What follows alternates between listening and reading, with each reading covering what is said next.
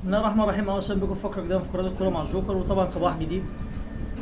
ربنا يا رب يجعله يوم جميل وسعيد عليكم. طبعا قبل ما نبدا فقرتنا الصباحيه ما تنسوش طبعا تدعوا لاخواتكم شهداء غزه، وربنا يا رب يصبرهم ويرحم شهدائهم وينصرهم على من عاداهم ومن خذلهم. وبسم الله نبدا. طبعا تداعيات مباراه اهلي وام بي امس، وطبعا الفقره دي باذن الله يعني مفيش زمالك، مفيش بقى، هي الفقره بس هتبقى عباره عن النادي الاهلي ومباراه الاوروبيه طبعا اللي فاتتنا، وبقيه جوله الدوري المصري. النادي الاهلي يتعثر امام ام بي امس، علامه استفهام. هل من سبب هذه التعثرات؟ هل المشكله مشكله مدير فني؟ هل مشكله تداعيات طبعا رحيل الخطيب؟ لا، يعني امبارح اللعيبه الشوط الاول كان جميل، تقدم النادي الاهلي عن طريق تريزيجيه، اضاع العديد من الفرص، لكن بجد هي المشكله مشكله لعيبه. يعني احنا شايفينه دلوقتي انها بقت مشكله لعيبه، مش مشكله مدير فني ولا مشكله اداره ولا مشكله الكلام ده. النادي الاهلي سخر كل حاجه لعيبته، من ناحيه الماديات، من ناحيه الاهداف، من ناحيه تجديد الدم، في كل حاجه. يعني النادي الاهلي عمل كل حاجه، النادي الاهلي عمل للعيبته كل حاجه. اللعيبه محتاجه، هل اللعيبه محتاجه تتاهل نفسيا؟ هل اللعيبه محتاجه اللي هي بجد يعني تتعزل شويه؟ النادي الاهلي امبارح يعني تعادل غريب جدا، ومع كل الاحترام ما حدش يقول لي الحكم، الحكم امبارح كانت قراراته غريبه وكل حاجه، لكن الاهلي امبارح كان ممكن يكسب من غير اي الكلام ده. اضاع العديد من الفرص، كان امبارح في غرابات كده حصلت. الشوط الاول كان ممكن على الاقل يخلص 2-3 امبارح. هي في ضربه جزاء، وفي ممكن يكون في ضربه جزاء ثانيه بتاعت تريزيجيه، لكن مش كل حاجه هنرميها بقى على التحكيم، لان بجد احنا شفنا امبارح كانت مباراه غريبه جدا للنادي الاهلي، مستوى كان متذبذب بعض الشيء في الشوط الثاني بالذات.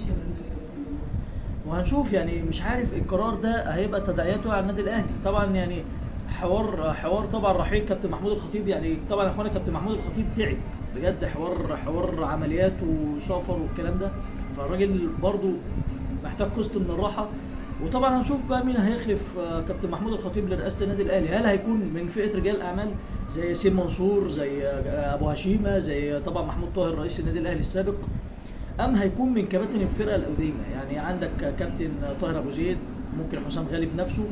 هل طبعا في كلام عن شوبير كمان انه ناوي يرشح نفسه.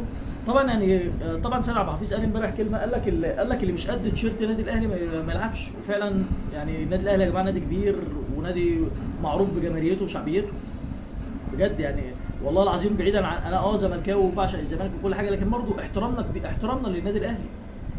النادي الاهلي في حته ما ينفعش يكون هو فيها، يعني المركز ال 15 ما يليقش بالنادي الاهلي.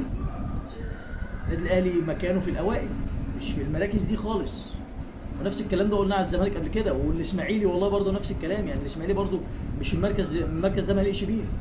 طبعا ده بالنسبه للدوري المصري. طبعا كمان طلائع الجيش بيفجر مفاجاه وبيضيع فرصه مزاحمه الزمالك على الصداره من مودرن سبورت، ويفوز على مودرن سبورت بهدف وحيد.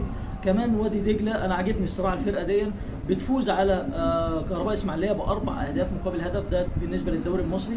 طبعا الدوري الانجليزي، ومانشستر سيتي يحسم الديربي ويفوز على مانشستر يونايتد في قمه الاتحاد بثلاثيه مقابل لا شيء، وضع هالاند هدفين وفيل فودن هدف. كمان بالنسبه للدوري الاسباني، وبرشلونه بيفوز على فالنسيا ب6 اهداف مقابل لا شيء، وضع ليفاندوفسكي هدفين، وضع فيرمين لوبيز هدفين، وضع كمان رافينيا هدفين. طبعا بالنسبه كمان لباريس سان جيرمان بيفوز على لانس بهدفين مقابل لا شيء، وضعهم اللاعب باركولا. طبعا كمان مبروك لبيراميدز طبعا، وسط صمت الاعلام والاعلام المحايد الجميل بتاعنا. بيراميدز بيتوج بكاس القارات للمره الاولى في تاريخه بفوزه على اوكلاند سيتي، ويضرب موعد مع اهلي جده باذن الله. بالتوفيق للفرقتين. طبعا اهلي جده بطل اسيا امام بطل افريقيا، طبعا بالتوفيق لبيراميدز. لكن الاعلام بتاعنا الحلو اللي ما حدش اتكلم على بيراميدز امبارح، مع كل احترامنا. يا جماعه الاهلي فريق، الاهلي والزمالك قمتين كبار، لكن برضو ده كان فريق بيلعب باسم مصر، فالمفروض يكون في حته حياد شويه في اعلامنا اللذيذ الجميل ده. طبعا بالنسبه كمان لمباراه ميلان امس امام بولونيا، ولوكا مودريتش يضع اول اهدافه مع ميلان ويقودهم بثاني 3 نقاط. وطبعا مباراه جميله، لكن يعني مش يعني النادي الاهلي باذن الله راجع، المباراة الجاية للنادي الأهلي هتبقى أمام سيراميكا كليوباترا يوم الجمعة القادم. بالتوفيق للفرقتين. كمان نادي الزمالك عنده مباراة يوم الخميس أمام الإسماعيلي في كلاسيكو ممتاز. طبعا هيكون مباراة قوية جدا الساعة 5 يوم الخميس. طبعا بالتوفيق للفرقتين. هنشوف طبعا يعني الجماهير زعلانة من لعيبة النادي الأهلي. رد فعل طبيعي. طبعا الجماهير يعني دورها عامة ان انا اشجع وادعم. دور اللعيبة للجماهير انها تفوز.